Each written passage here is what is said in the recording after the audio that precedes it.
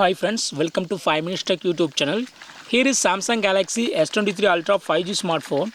In this video, you will learn how to rearrange lock screen widgets in your phone Samsung Galaxy S23 Ultra 5G. First of all, lock your screen and one tap on the clock icon on lock screen and you will see lock screen widgets if you have already set. Okay, if you would like to reorder or rearrange this lock screen widgets, yes, you can do it.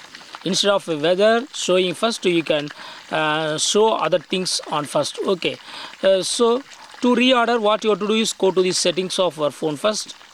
Go to settings, then go to lock screen,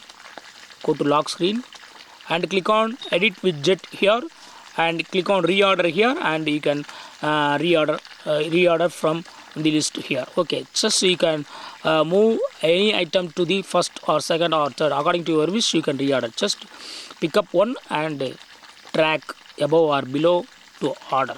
Okay,